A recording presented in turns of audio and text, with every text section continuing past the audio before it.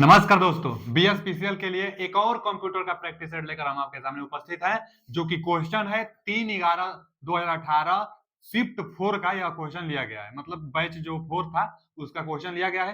Previous year का ही हम question कराते हैं ताकि आपको समझ में आए कि क्वेश्चन का लेवल क्या होता है। और आप देख भी रहे होंगे और आज भी देखेंगे कि जो क्वेश्चन होता है इतना इजी भी नहीं होता है कि आप देखते तुरंत लगा देंगे। Input device, output device, CPU का फुल फॉर्म, मतलब इजी क्वेश्चन नहीं बनता है। क्वेश्चन का लेवल ठीक ठाक होता है। आज देख लेंगे, यह प्रीवियस ईयर का क्वेश्चन है।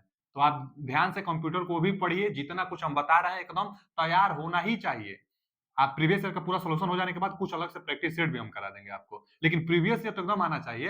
और वैसे भी हम कोशिश कर रहे हैं कि जो क्वेश्चन, एक क्वेश्चन आया है, जितना क्वेश्चन पॉसिबल होता है वो सब हम बता दें आपको। चलिए क्वेश्चन की तरफ चलते हैं। ध्यान से पढ़िएगा और समझिएगा। जहां नया चीज लगे नोट डाउन जरूर करिएगा, तभी ना नंबर ज्यादा से ज्यादा आप बना पाएंगे। क्या है पहला क्वेश्चन कि कंप्यूटर के इंटरनल स्टोरेज से पेरिफेरल डिवाइस में डेटा के हस्तांतरण के लिए सीपीयू किसका प्रयोग करता है। अच्छा जी, पहले तो पूछा कि पेरिफेरल डिवाइस में डाटा हस्तांतरण, डाटा ट्रांसफर के लिए सीपीयू किसका प्रयोग करता है। सीपीयू आया है ना। चलिए देखिए, कुछ हम बता देते हैं पहले आपको, जो जानकारी एग्जाम में आता है उसके बाद क्वेश्चन तो आप बना ही लेंगे। सीपीयू किसका प्रयोग करता है, यही पूछा है, तो सीपीयू का होता है, इसको जान लीजिए। हाँ, ये तो सब लोग जानता है कि सीपीयू का full form central processing unit होता है। सेंट्रल प्रोसेसिंग यूनिट सीपीयू का फुल फॉर्म होता है। लेकिन जो सीपीयू होता है यह तीन पार्ट से मिलकर बना होता है। एएलयू, जिसको अर्थमेटिक लॉजिक यूनिट कहते हैं, फिर कंट्रोल यूनिट सीयू कहते हैं, और एक मेमोरी होता है, मेमोरी। तीन चीज से मिलकर सीपीयू बनता है, सेंट्रल प्रोसेसिंग यूनिट, जिसको कहते हैं कंप्यूटर का मस्तिष्क, सीपीयू को ही कहा जाता है। अच्छा, जो अर्थमेटिक लॉजिक यूनिट होता है यह गणितीय गणनाएं जो होता है, गुणा भाग जोड़ घटाना, वो एलयू करता है। और कंट्रोल का जो काम करता है ना अगर सीपीयू, तो वो कंट्रोल यूनिट करता है। बाकी मेमोरी, मेमोरी तो मेमोरी का काम करता है। अच्छा जी, मेमोरी में भी सबसे तेज कौन मेमोरी काम करता है, तो कैश मेमोरी देता है। कैसे मेमोरी सबसे फास्ट काम करता है। तो यह सीपीयू है। सीपीयू तीन भागों से मिलकर बना होता है। लेकिन सीपीयू में एक होता है इनपुट, यहाँ आप देखे होंगे बहुत बार फिगर, एक इनपुट पोर्ट होता है और एक यहाँ होता है आउटपुट पोर्ट। एक पोर्ट होता है यहाँ पर आउटपुट पोर्ट, यही कंप्यूटर सिस्टम कहलाता है। तो सीपीयू को डाटा ट्रांस सीपीयू में डाटा ट्रांसफर या तो आप बाहर दीजिए अथवा सीपीयू में आप डाटा दीजिए, चाहे सीपीयू से डाटा आप लीजिए। कुछ भी इनपुट देंगे या प्रोसेसिंग करेगा, उसके बाद आउटपुट, जैसे मान लीजिए प्रिंटर है, यहाँ मान लीजिए कीबोर्ड है, तो कीबोर्ड से आप डाटा फीड करेंगे तो प्रोसेसिंग होगा, आउटपुट मान लीजिए प्रिंटर है तो प्रिंटर पर आपको आउटपुट देगा। तो जो प्रोसेस हो रहा है सीपीयू के जरिए हो रहा है। आउटपुट और इनपुट को ही पेरिफेरल डिवाइस कहा जाता है। पूछ लेता है क्वेश्चन कि पेरिफेरल डिवाइस निम्न में से कौन सा है, तो जो इनपुट चाहे आउटपुट डिवाइस देगा वही पेरिफेरल डिवाइस होता है। Peripheral device input output device को ही कहा जाता है। और सीपीयू से डाटा ट्रांसफर, चाहे डाटा भेजने चाहे डाटा का ट्रांसफर करने के लिए पेरिफेरल डिवाइस का ही प्रयोग किया जाता है। तो वही पूछा है कि पेरिफेरल डिवाइस में डेटा का ट्रांसफर करने के लिए सीपीयू किसका प्रयोग करता है, तो इनपुट आउटपुट डिवाइस चाहे पेरिफेरल का प्रयोग करता है। इनपुट आउटपुट, आई माने इनपुट, ओ माने आउटपुट, तो इनपुट आउटपुट पोर्ट का इस्तेमाल करता है। इसका B option is right answer. एक ऑप्शन आया ना मोडेम के बारे में। मोडेम इनपुट आउटपुट दोनों का काम करता है, और मोडेम एक ऐसा डिवाइस है जो नेटवर्किंग, डाटा का ट्रांसफर करने के लिए इसका मोडेम का प्रयोग किया जाता है। और जो मोडेम होता है वह एनालॉग को डिजिटल में, चाहे डिजिटल को एनालॉग में कन्वर्ट करता है, जिसको हम लोग कहते हैं ना मोडुलेटर और डीमोडुलेटर, वह मोडेम ही करता है। मोडेम इनपुट आउटपुट डिवाइस होता है। तो यहाँ पर भी ऑप्शन इज राइट आंसर। चलिए आगे, अगला क्वेश्चन वीपीएन तो कोई बार पूछ लेता है। वीपीएन का फुल फॉर्म, जैसे आप पढ़े होंगे ना personal area network, PN pan, पढ़े होंगे लैन, ईएलएन लोकल एरिया नेटवर्क, पढ़े होंगे वैन, वैन तो वाइड एरिया नेटवर्क। सबसे बड़ा और विस्तार और सबसे ज्यादा रेंज वैन का ही होता है, और सबसे छोटा लोकल एरिया नेटवर्क। लेकिन इससे भी छोटा जो पर्सनली अब हो जाती है वो वीपीएन होता है, virtual personal network. Virtual personal network मतलब वही प्राइवेट नेटवर्क आ जाएगा ना। पर्सन तो कभी होगा नहीं, यहाँ प्रोटेक्ट दिया है, पब्लिक दिया है, प्राइवेट नेटवर्क प्राइवेट होता है। वर्चुअल प्राइवेट नेटवर्क, इसका कौन सा option, B option right answer, VPN का फुल फॉर्म। और पर्सनल एरिया नेटवर्क, पैन का मतलब personal area network, personal area network, और यह भी प्राइवेट ही होता है, पर्सनली होता है। तो वर्चुअल प्राइवेट नेटवर्क वैन का एक होता है लाइन, एक होता है मैन। तो मैन का मतलब क्या होता है, मेट्रोपॉलिटन एरिया नेटवर्क, जो एक शहर से दूसरे शहर को जोड़ता है, जैसे टीवी उवी प्रसारण ब्रॉडकास्ट अगर कुछ होता है तो वह वैन के जरिए, वैन के जरिए होता है ना। तो मैन मैन के जरिए होता है मेट्रोपॉलिटन एरिया नेटवर्क, वैन से तो इंटरनेट के जरिए होता है। देख लीजिएगा, इसका फुल फॉर्म कई बार पूछता है, और यहाँ वर्चुअल प्राइवेट नेटवर्क वीपीएन का फुल फॉर्म है। अगला क्वेश्चन क्या है बच्चा, कि किसी नेटवर्क से कनेक्टेड होने पर, किसी नेटवर्क से कनेक्ट होने पर सिस्टम में प्रवेश करते समय डेटा को जो फिल्टर करता है, डेटा को जो फिल्टर करता है, उसे हार्डवेयर या सॉफ्टवेयर को क्या कहा जाता है? मतलब एक ऐसा हार्डवेयर या सॉफ्टवेयर जो नेटवर्क, किसी नेटवर्क से कनेक्ट होने पर सिस्टम में प्रवेश करते समय डेटा को फिल्टर करता है। भैया कल यह क्वेश्चन आया था, कुछ उसका लैंग्वेज दूसरा था, जो हम क्या बताए थे, इसका जवाब फायरवॉल बताए थे। देखिए यहां दिया है ना फायरवॉल, यही सही है, यही सही है फायरवॉल। फायरवॉल क्या करता है? फिल्टर करता है किसका? तो जैसे कोई इंटरनेट है और यहाँ पर कोई सिस्टम है, आपका यहाँ पर क्या है बच्चा, सिस्टम है, तो इंटरनेट से कुछ आप डाउनलोड कर रहे हैं, इंटरनेट से अपने सिस्टम में कुछ डाउनलोड कर रहे हैं, तो जो कुछ भी आप डाउनलोड करेंगे, कुछ अशुद्धि रहेगी, कुछ वायरस रहेगी, उसको फिल्टर कर लेता है, एक फायरवॉल होता है। फायरवॉल फिल्टर कर लेता है, केवल शुद्ध कंटेंट को ही अंदर सिस्टम में जाने जाता है। चाहे आप इंटरनेट पर यदि अपलोड करेंगे, इंटरनेट पर अपलोड करते हैं और इंटरनेट से अपने सिस्टम में डाउनलोड करते हैं, तो अगर आप अपलोड करेंगे तो भी जो फायरवॉल होगा, आपके अगर सिस्टम में वायरस है तो वायरस अपलोड नहीं होता है, फायरवॉल उसको छांट लेता है, फिल्टर कर देता है, शुद्ध कंटेंट अपलोड होता है। अच्छा, फायरवॉल जो होगा यह कहां होता है? तो आपके सिस्टम में होता है, जो आप मोबाइल होगा, चाहे वो डेस्कटॉप लैपटॉप जो भी कुछ होता है उसके सिस्टम में होता है। अब फायरवॉल प्रोग्रामिंग करके, माने सॉफ्टवेयर के नजरिया से, सॉफ्टवेयर की तरह भी होता है और नहीं तो हार्डवेयर भी तरह होता है, इसलिए लिखा है कि सॉफ्टवेयर अथवा हार्डवेयर, हार्डवेयर सॉफ्टवेयर दोनों फायरवॉल हो सकता है। फायरवॉल क्या करता है? फिल्टर करता है, शुद्ध कंटेंट को छांट लेता है। तो C option is right answer, firewall. चलिए अगला क्वेश्चन क्या है। अगला क्वेश्चन है कि वैन का अर्थ क्या है? अभी हम बताए थे ना वैन, तो wide area network, wide area network सबसे बड़ा यही तो है वैन, इसका रेंज बहुत ज्यादा होता है, इंटरनेट को कहते हैं। तो C option is right answer, wide area network.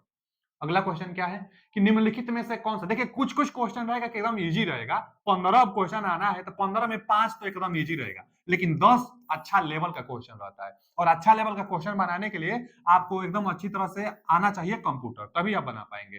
तो एक ही उपाय है, अब थ्योरी पढ़ेंगे तो उतना आप पढ़ भी नहीं पाएंगे, तो एक ही उपाय है कि क्वेश्चन ज्यादा से ज्यादा आप बनाइए और देखिए, खासतौर से प्रीवियस ईयर का तो एकदम दिमाग पर रट ही डालिए आप।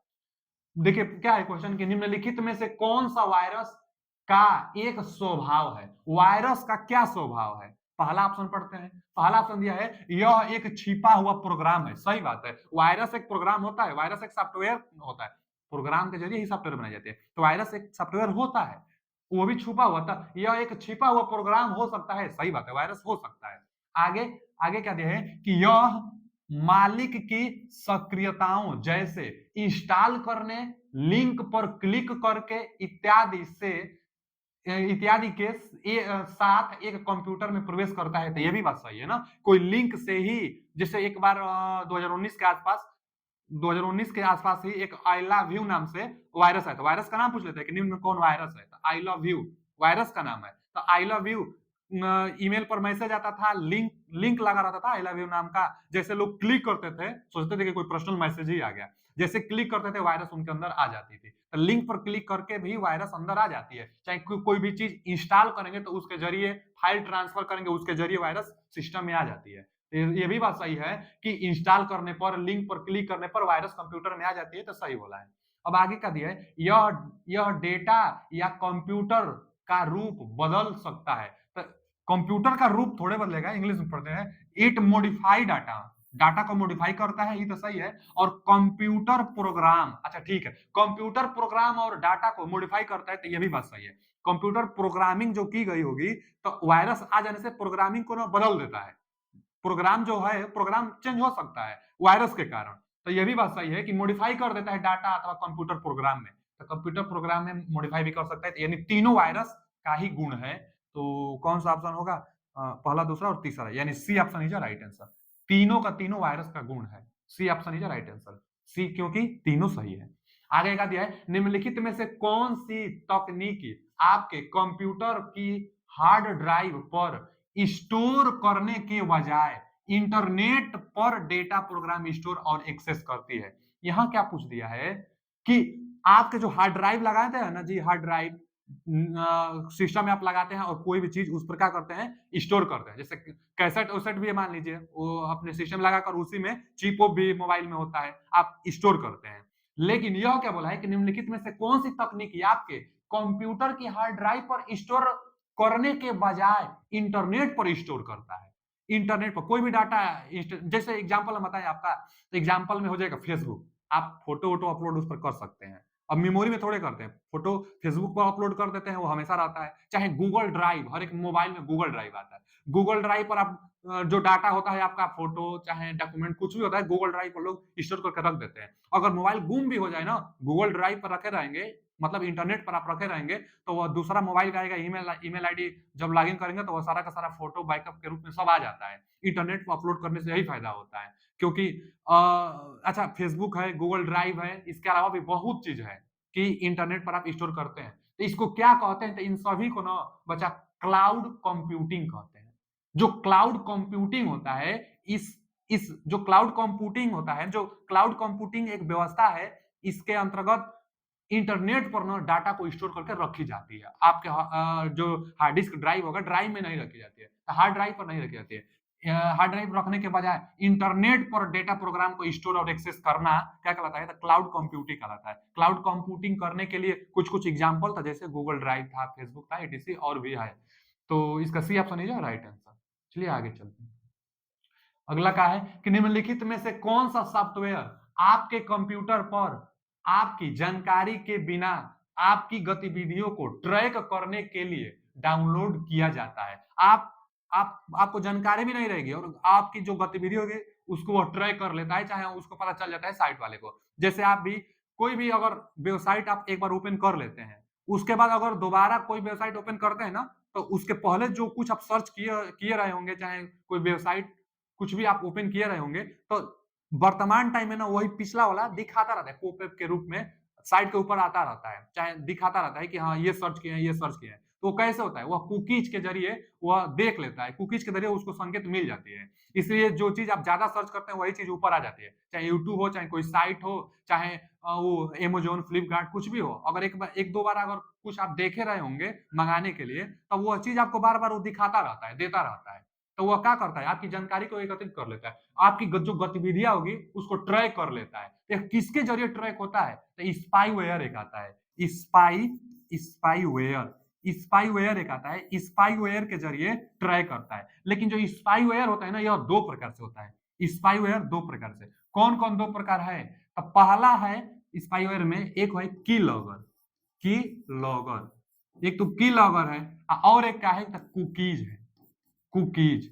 तो एक कुकीज है और एक की लॉगर है। तो कुकीज आपकी गतिविधियों को भी स्टोर कर लेता है, और की लॉगर क्या करता है ना, कि जो कीबोर्ड की की होगी उसको स्कैन कर लेता है, और उसके बाद आपकी जो भी डाटा होगी, जो भी इंफॉर्मेशन होगा, उसको कोई लोग अब की लॉगर से कुछ कुछ भी आप की पर प्रेस करेंगे तो सब उसको डाटा मिलता जाएगा आपका।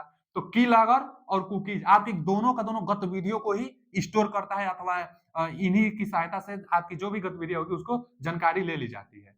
तो स्पाईवेयर के जरिए इसमें क्या दिया है, यह फर्मवेयर तो हम कल ही बताए थे क्या है फर्मवेयर, और यहाँ दिया है शेयरवेयर नहीं, स्पाईवेयर। स्पाईवेयर इसका D option is right answer. Spyware दो प्रकार से होता है, तो यहाँ पर स्पाईवेयर जवाब होगा। क्यों, क्योंकि सवाल पढ़िए, निम्नलिखित में से कौन सा सॉफ्टवेयर आपके कंप्यूटर पर आपकी जानकारी के बिना, आपको पता भी ना रहेगा, आपकी जानकारी के बिना आपकी गतिविधियों को ट्रैक करने के लिए डाउनलोड किया जाता है। स्पाईवेयर स्पाईवेयर नहीं रहता तो दोनों में से कोई एक ऑप्शन रहता तो हम लोग लगा देते। ज्यादातर की स्कैन करने के लिए की लॉगर लगाई जाती है और कुकीज आपकी गतिविधि के लिए लगाई जाती है। तो यह बेस्ट होता, ये नहीं दिया है तो स्पाईवेयर आप लगा दीजिए, D option is right answer. अगला क्वेश्चन क्या है कि इथरनेट कार्ड का दूसरा नाम क्या है। इथरनेट, इथरनेट एक वायर है लल्ला, इथरनेट क्या है, एक वायर है। अच्छा जी, इथरनेट वायर को ही ना RJ45 भी कहते हैं, RJ45 इथरनेट वायर को ही कहते हैं।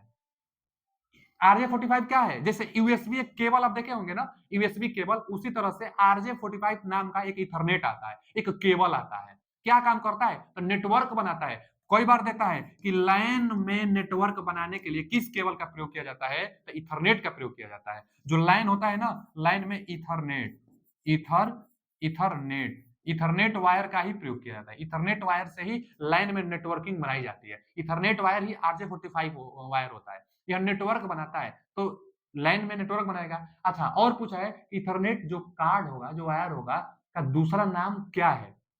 दूसरा नाम पूछा है, चाहे सबसे ज्यादा यूज कहाँ किया जाता है, तो लाइन देता, लाइन नहीं दिया है तो नेटवर्क इंटरफेस कार्ड, जिसको हम लोग निक कहते हैं, NIC। कल भी यह कुछ दूसरा क्वेश्चन था, NIC से ही था। NIC क्या होता है कि network interface card, network interface card NIC का फुल फॉर्म होता है। और नेटवर्क इंटरफेस कार्ड क्या होता है, तो इंटरनेट चलाने के लिए NIC मतलब निक जरूरी होता है सिस्टम में होना। यह इंटरनली और एक्सटर्नली दोनों तरीका से होता है। तो यह नहीं रहेगा तो इंटरनेट नहीं चल पाएगा। यानी नेटवर्क इंटरफेस कार्ड होना जरूरी है, तभी इंटरनेट आप चला पाएंगे।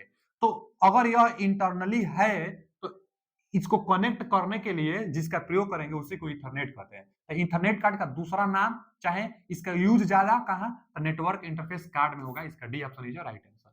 बाकी और देख सकते हैं, और तो कुछ होगा नहीं।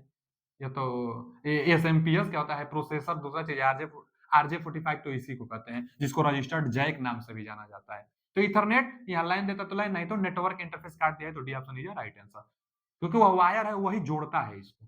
आगे MS वर्ड 2016 में यदि कर्सर पैराग्राफ के मध्य में है, कर्सर वर्ड MS वर्ड में यदि कर्सर, कर्सर क्या होता है, जो माउस की सहायता से नहीं इधर उधर एरो करने पर कर्सर बनता है। अगर कोई, अगर वो MS वर्ड है ना और पेज है, पेज पर कुछ आप लिखे, पेज पर लाइन बाय लाइन आप बहुत कुछ लिखे हैं, ठीक है जी, और कर्सर कहीं है, मान लीजिए यहाँ पर है कर्सर, वही बोला है कि MS वर्ड में यदि कर्सर पैराग्राफ के मध्य में है, पैराग्राफ के मान लीजिए मध्य में है, तो निम्नलिखित में से कौन सा संयोजन, मतलब कॉम्बिनेशन, कौन सा कॉम्बिनेशन जो विकल्प दिया इनमें से कौन सा कॉम्बिनेशन उस कर्सर को पैराग्राफ के शुरुआत पर स्थानांतरित करने के लिए उपयोग किया जाता है। अच्छा जी, जो पैरा दिया है कर्सर कहीं बीच में, यहाँ यहाँ यहाँ कहीं भी, कहीं बीच में कर्सर है, और इस पैराग्राफ के स्टार्टिंग में कर्सर को लाने के लिए कौन सा शॉर्टकट की दबाएंगे, तो ए ऑप्शन, कंट्रोल प्लस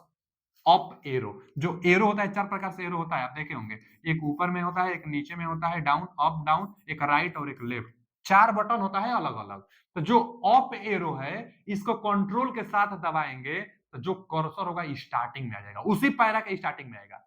अगले अगर पैरा में जाना है तो एक बार और कंट्रोल प्लस इसको दबाएंगे अप एरो को, तो अगले इसके पहले वाले पैरा में आप चले जाएंगे। अच्छा जी, कंट्रोल के साथ राइट एरो दबाएंगे तब क्या होगा, तो सिर्फ एक वर्ड आगे जाएंगे। जैसे अगला वर्ड यहां से चालू है ना, तो अगला वर्ड के चले जाएंगे, अगला जो वर्ड होगा उसके सामने आप चले जाएंगे, जो कर्सर होगा वो कर्सर चला जाता है। कब जाता है, कंट्रोल प्लस राइट एरो दबाने से एक वर्ड आगे जाएंगे, कंट्रोल प्लस अप एरो दबाने से उस पैराग्राफ के स्टार्टिंग में आ जाएंगे, कंट्रोल प्लस डाउन दबाने से क्या होता है, कंट्रोल प्लस डाउन दबाने से क्या होता है कि कंट्रोल प्लस डाउन दबाने से ना क्या होता है ना कि बच्चा एक एक एक एक एक लाइन मान लीजिए नीचे आ जाता है, एक लाइन क्या होता है, एक लाइन नीचे आ जाता है। अच्छा, और लेफ्ट दबाने से क्या होता है, तो एक वर्ड आप लेफ्ट आएंगे, राइट दबाने से एक एक वर्ड राइट जाएंगे, लेफ्ट दबाने से एक वर्ड, केवल एक वर्ड आएंगे।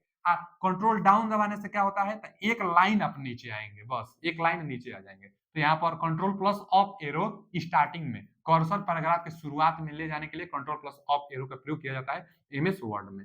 ये ऑप्शन इज राइट आंसर। अगला क्वेश्चन क्या है कि निम्नलिखित में से कौन सा प्रोटोकॉल आभासी मतलब वर्चुअल नेटवर्क का अवलोकन करके अंतर्निहित भौतिक मतलब फिजिकल नेटवर्क को छिपाता है। अच्छा जी, नेटवर्क को छिपाता है, नेटवर्क मतलब इंटरनेट को छिपाता है, क्या चीज, कौन सा प्रोटोकॉल, इसमें से कौन सा प्रोटोकॉल है, तो एड्रेस कोई प्रोटोकॉल ये तो है नहीं, यूजर डाटा ये तो है नहीं, क्योंकि नेटवर्क का प्रोटोकॉल पूछा है तो फाइल ट्रांसफर प्रोटोकॉल, ये तो फाइल ट्रांसफर में प्रोटोकॉल लगेगा। एक ही ऑप्शन बच गया, इंटरनेट प्रोटोकॉल। इंटरनेट जो इंटरनेट होता है ना, दो ही प्रोटोकॉल है उसमें, एक TCP प्रोटोकॉल होता है और एक IP प्रोटोकॉल होता है। इसका फुल फॉर्म ही पूछ लेता है, ट्रांसमिशन कंट्रोल प्रोटोकॉल, जो अब डाटा को छोटे छोटे पैकेट के रूप में तोड़कर आगे भेजता है। IP को कहते हैं इंटरनेट प्रोटोकॉल, जो IP एड्रेस भी होता है ना, इंटरनेट प्रोटोकॉल के जरिए ही होता है। IP जो होता है, IP से IP एड्रेस बना है, और IP एड्रेस जो IP वर्जन 4 और IP वर्जन 6 जो है दोनों, यह दोनों का दोनों IP एड्रेस को पहचान कर और स्पेसिफिक एक डिवाइस पर ही डाटा को ट्रांसमिट करता है। तो वह IP के कारण ही हो पाता है कि स्पेशल जिस डिवाइस पर आप मैसेज भेजे हैं उसी डिवाइस में मैसेज आता है, वो आईपी के कारण, यही इंटरनेट प्रोटोकॉल के कारण। और यही पूछा है कि निम्नलिखित में से कौन सा प्रोटोकॉल वर्चुअल नेटवर्क का, वर्चुअल मतलब वही आभासी, पता नहीं चल पाता है, नेटवर्क का अवलोकन करके अंतर्निहित फिजिकल नेटवर्क को छिपाता है। तो आईपी इंटरनेट प्रोटोकॉल, क्योंकि नेटवर्क से रिलेटेड है, तो इसका D option is right answer. चलिए आगे चलते हैं। फाइल की अगर बात करता, एप्लीकेशन की बात करता, तब फाइल ट्रांसफर प्रोटोकॉल हम लोग लगाते हैं। आगे क्या दिया है, किस नेटवर्क टोपोलॉजी में, टोपोलॉजी से क्वेश्चन है, किस नेटवर्क टोपोलॉजी में सभी सभी होस्ट एक सेंट्रल डिवाइस से जुड़े होते हैं, एक सेंट्रल डिवाइस से सभी होस्ट जुड़े होते हैं, किस प्रकार की टोपोलॉजी में, जिसे एक पॉइंट टू पॉइंट कनेक्शन का उपयोग करके हब डिवाइस के नाम से भी जाना जाता है। तो स्टार टोपोलॉजी में ना, स्टार जो टोपोलॉजी होता है उसमें एक हब जुड़ा रहता है। स्टार टोपोलॉजी में क्या होता है बच्चा, उसमें एक हब होता है। मेन जो होता है सिस्टम ना, यही मेन कंप्यूटर है, मेन कंप्यूटर है, मेन कंप्यूटर कहिए चाहे मेन सिस्टम कहिए, यही हब का काम करता है। और इसी से सब लोग जो जो दूसरा होता है इसी से सब जुड़ा रहता है। इसको क्या कहते हैं, स्टार टोपोलॉजी। नेटवर्क बनाने का ही जो व्यवस्था होती है उसी को टोपोलॉजी कहते हैं। तो यहाँ पर नेटवर्क जो बना है स्टार टाइप से नेटवर्क बना है, तो यह स्टार टोपोलॉजी होता है। इसमें हब का प्रयोग होता है। हब के पास मेमोरी नहीं होता है, हब को उद्दू कहते हैं। इसमें क्या होता है ना कि अगर एक यह मेन वाला अगर यह खराब हो जाए तो पूरा सिस्टम ही काम नहीं करेगा, क्योंकि इसी से सब कनेक्टेड था। यही मेन कंप्यूटर चाहे हब खराब हो गया तो यह कैसे काम करेगा, स्टार व्यवस्था काम ही नहीं करेगी। यही क्वेश्चन भी है कि नेटवर्क टोपोलॉजी में सभी होस्ट एक सेंट्रल डिवाइस से जुड़े होते हैं और एक पॉइंट टू पॉइंट कनेक्शन भी होते हैं, एक पॉइंट टू पॉइंट कनेक्शन भी होते हैं। एक पॉइंट टू पॉइंट मतलब एक दूसरे से कनेक्शन, तो प्रत्येक एक दूसरे से कनेक्शन भी होते हैं। एक डिवाइस खराब माने मेन कंप्यूटर सिस्टम खराब हो जाने से यह बंद हो जाता है, यह काम नहीं करता है। क्यों, हब अगर खराब होगा तब, बाकी ये खराब होगा तो ये तो काम करता रहेगा। अच्छा जी, तो इसका जवाब स्टार टोपोलॉजी होगा, क्योंकि बीच में एक केंद्र से सब जुड़ा हुआ है, यही क्वेश्चन था। लेकिन और भी टोपोलॉजी होता है, जैसे बस टोपोलॉजी होता है। बस टोपोलॉजी में क्या होता है ना कि एक बस टाइप का, जैसे लाइन बाय लाइन जुड़ा रहता है, इसको हम लोग बस टोपोलॉजी कहते हैं। इसमें अगर कोई खराब हो गया तो उसके आगे का डिवाइस नहीं चलेगा, उसके पहले का डिवाइस तो चलेगा ही। बस टोपोलॉजी होता है जो सीरियल एक लाइन में होता है। उसके बाद एक रिंग टोपोलॉजी होता है। रिंग टोपोलॉजी में क्या होता है ना कि प्रत्येक जो सिस्टम होगा एक दूसरे से जुड़े रहते हैं, इसीलिए इसको रिंग टोपोलॉजी कहते हैं। इसमें इसमें अगर एक डिवाइस, एक सिस्टम अगर खराब हो गया, एक पर्सनल जो भी कंप्यूटर है खराब हो गया, तो यह पूरा बंद हो जाएगा। इसमें पूरा एक मेन जब खराब होगा तभी होगा, तो ये जल्दी पूछता नहीं है। इसी को बोलता है, चाहे पूछेगा क्वेश्चन कि वह कौन सा टोपोलॉजी है जिसमें एक सिस्टम खराब हो जाने से पूरा टोपोलॉजी व्यवस्था ही बंद हो जाती है। तो यही रिंग टोपोलॉजी, एक कोई खराब हो जाएगा तो यह पूरा बंद हो जाएगा, क्योंकि एक दूसरे से सब कनेक्टेड था ना यहाँ पर, और एक खराब हो जाएगा तो फिर कैसे डाटा ट्रांसमिट करेगा, अभी इसके बाद ये डाटा ट्रांसमिट ही नहीं हो पाएगा। तो रिंग टोपोलॉजी में एक खराब हो जाने से काम करना बंद कर देता है। अच्छा, रिंग टोपोलॉजी के अलावा एक मेश टोपोलॉजी भी होता है। मेश टोपोलॉजी होता है, मेश टोपोलॉजी में भी मेश टोपोलॉजी में भी क्या होता है, देखिए एक हाइब्रिड होता है और एक मेश होता है। तो मेश टोपोलॉजी में बच्चा कुछ ऐसे सब एक दूसरे से जुड़े रहते हैं। मेश टोपोलॉजी में हाइब्रिड का प्रयोग नहीं किया जाता है, मेश टोपोलॉजी में प्रत्येक एक दूसरे से जुड़े रहते हैं। अच्छा जी, मैं यहाँ पर एक सिस्टम है वह इससे इससे जुड़ा है ना, इससे और इससे भी जुड़ता है। यहाँ पर कोई सिस्टम है तो उससे और इससे भी जुड़ता है, यहाँ पर है तो इससे और इससे, माने प्रत्येक एक दूसरे से जुड़ा रहता है। इसी को हम लोग कहते हैं मेश टोपोलॉजी, यही है मेश टोपोलॉजी।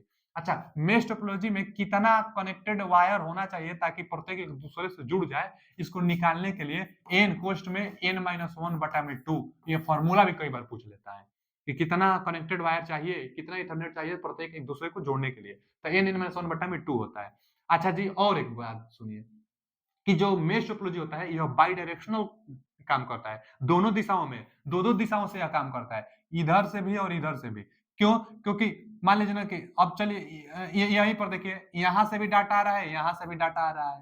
तो अगर एक खराब हो गया, यह टोपोलॉजी खराब हो गया, तो यह काम करेगा क्योंकि यहाँ से डाटा ये ले लेगा, क्योंकि प्रत्येक एक दूसरे से जुड़ा होता है। यहाँ से ये खराब हो जाएगा तो यहाँ से डाटा ले लेगा, इससे डाटा ले लेगा, किसी से भी तो वो डाटा ले सकता है। जो मेश टोपोलॉजी होता है प्रत्येक एक दूसरे से जुड़ा रहता है, इसमें यह सबसे विश्वसनीय होता है, सबसे अच्छा होता है, क्योंकि एक खराब हो जाने से सिस्टम बाधित नहीं होगा, यह लगातार चलता रहेगा। इसमें बसों की संख्या निकालने के लिए एन कोष्ट में n-1/2 का प्रयोग किया जाता है। तो इसका जवाब जो क्वेश्चन पूछा था star topology, B option is right answer. अगला क्वेश्चन क्या है कि निम्न में से किस इनपुट डिवाइस का इस्तेमाल कंप्यूटर स्क्रीन पर कर्सर रखने के लिए किया जाता है। कर्सर के लिए तो माउस का ना प्रयोग करेंगे। D option is right answer. एक का दो आसान क्वेश्चन तो जरूर मिलेगा आपको। तो माउस से कर्सर का प्रयोग किया जाता है, मतलब कर्सर को इधर-उधर माउस से किया जाता है। माउस एक इनपुट डिवाइस था। आगे, कंप्यूटर द्वारा जब डेटा भेजा जा रहा हो, कंप्यूटर द्वारा जब डेटा भेजा जा रहा हो, तो डिजिटली मतलब डिजिटल डेटा को एनालॉग डेटा में निम्नलिखित में से कौन परिवर्तित करता है? तो मोडेम करता है। डिजिटल को एनालॉग में मोडेम करेगा। चाहे डिजिटल को एनालॉग कहे, अच्छा है एनालॉग को डिजिटल में तो मोडेम ही करता है। अच्छा जी, जब डिजिटल को एनालॉग का अगर कन्वर्ट होता है तो मॉड्यूलेटर कहलाता है, और जब एनालॉग को डिजिटल में होता है तो डीमॉड्यूलेटर कहलाता है।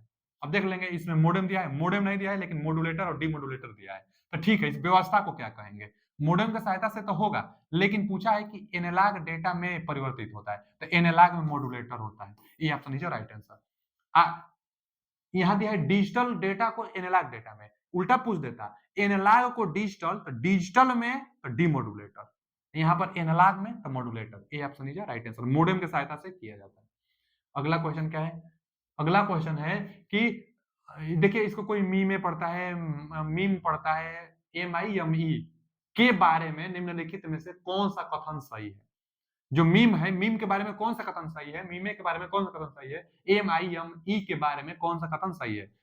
पहला, MIME, MIME जो है MIME multiple internet mail extension का संक्षिप्त रूप है। माने फुल फॉर्म तो सही है तो दिया है, एकदम इसका फुल फॉर्म यही होता है कि मल्टीपर्पज चाहे मल्टीपल, मल्टीपर्पज चाहे मल्टीपल कुछ भी दे सकता है। तो मल्टीपर्पज मतलब बहुउद्देशीय, तो ठीक है, multipurpose internet mail extension. MIME जो होता है multipurpose, multipurpose internet mail extension, इसका फुल फॉर्म होता है। अच्छा, इसका प्रयोग क्या होता है? तो जो ईमेल आप करते हैं ना, ईमेल वह सिंपली आप जर्नल ईमेल करते हैं।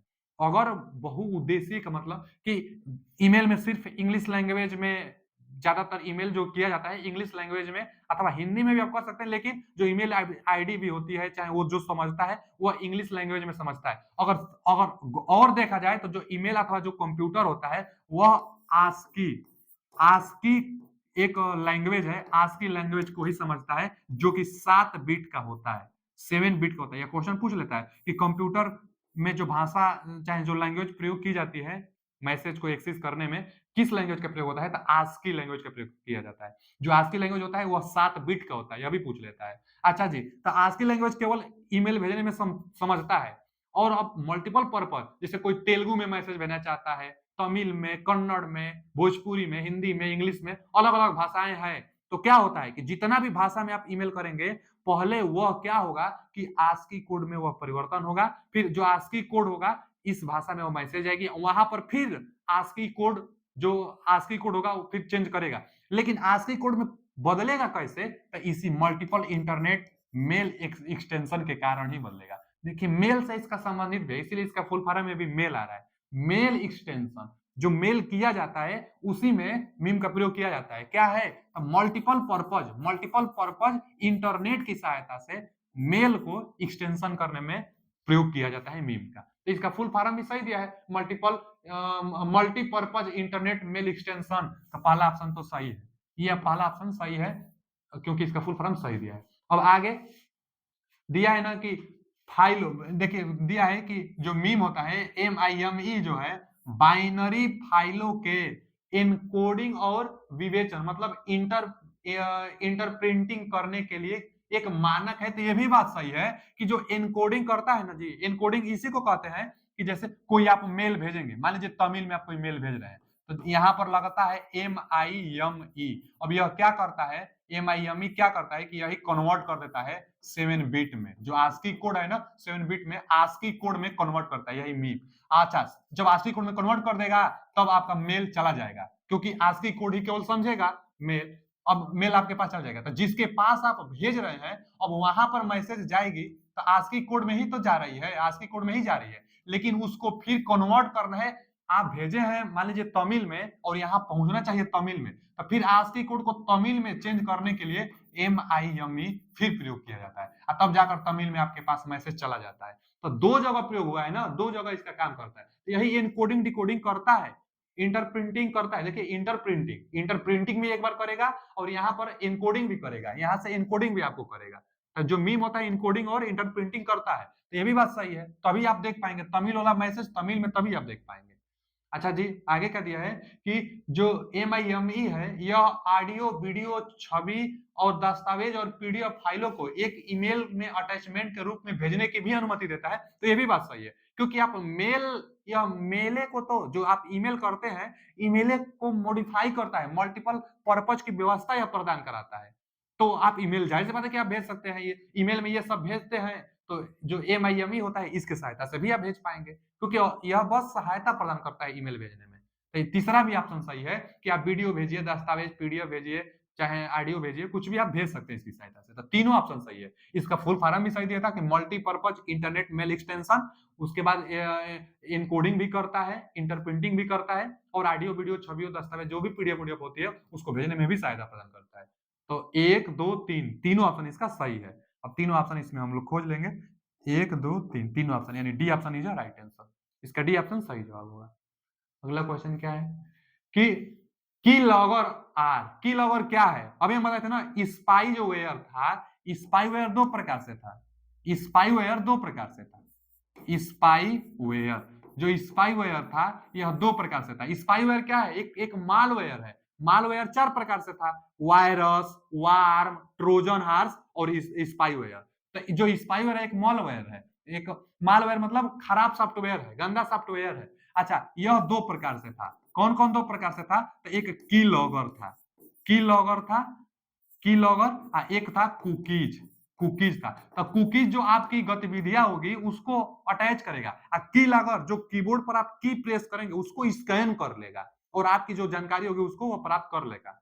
तो कीलॉगर क्या है, यही पूछा है, कीलॉगर क्या है, पढ़ा जाए। कीलॉगर दिया है उपयोगकर्ताओं की स्ट्रोक, की स्ट्रोक मतलब जो कीबोर्ड पर जो भी आप प्रेस करेंगे ना, स्ट्रोक देंगे, कीबोर्ड पर जो की स्ट्रोक देंगे आप, उसकी बात कर रहा है। तो उपयोगकर्ता के की स्ट्रोक प्राप्त करने के लिए एकदम सही है, की स्ट्रोक प्राप्त कर लेता है कीलॉगर, सही बात है। आगे, सिस्टम डेटा को मिटाने के लिए, डाटा मिटाता नहीं है, संशोधन सिस्टम डेटा का निरीक्षण करने के लिए, डेटा निरीक्षण थोड़े करता है, निरीक्षण करेगा, रखवाली करेगा नहीं, वह स्कैन करेगा, की स्ट्रोक को प्राप्त कर लेगा कीलॉगर। आगे, पासवर्ड हैक कराएगा, तो पासवर्ड हैक नहीं कराएगा, यहाँ कीलॉगर जो होती है उसको स्कैन कराएगा।